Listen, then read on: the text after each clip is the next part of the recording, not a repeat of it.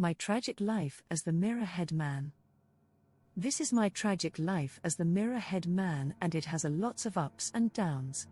I was born with a mirror for a head and everyone was baffled.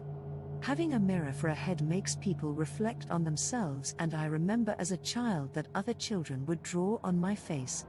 The types of faces they would draw on my face were smiley faces because I didn't have any eyes, ears or a nose.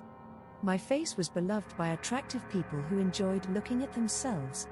When I am in elevators, attractive people would look at themselves at my face while pulling a face. And some enjoyed taking me out so that they could keep on looking at themselves. People who were unattractive hated me as they hated looking at themselves. And I was a constant reminder at how ugly they were. With me being around them so much with no fault of my own, they would end up trying to smash my face or cover my head with paint. I healed from the crack marks. Then I found Mark somberly at work, and he found a wonderful use for my head. He allowed me to be his friend, and the one thing he enjoyed doing was to make me stand opposite another mirror, where it would make an infinite amount of reflections of him. He would only take me round to his family's house when there were disputes and no one could decide on anything. He once took me to his parents' house and he told me to stand opposite a mirror with him in the middle. All of his family members were present, as well as his very old grandfather.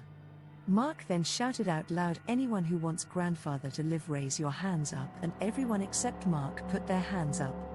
Then Mark shouted, "Anyone who wants grandfather to be murdered, put your hands up," and only Mark put his hand up, but because he was between me and another mirror, it showed an infinite amount of times of Mark putting his hand up.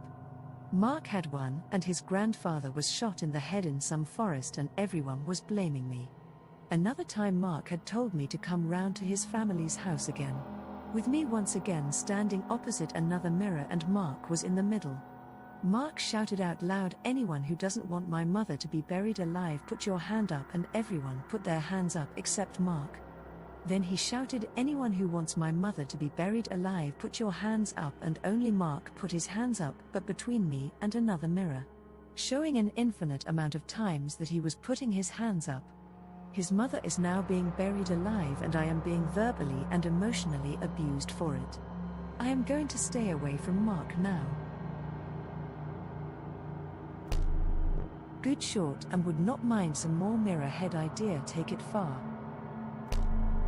I know it's literally a mirror head, but it just sounds like what a kindergartner would call someone. Juvenile. Like poo-poo head. To me. Anyway, it was kinda distracting. Nice one, like the concept. This reminds me a lot of The Pillow Man, an excellent play by Martin McDonagh in Bruges. 3 billboards. Check it out for more inspo, but keep working on this. I liked it a lot.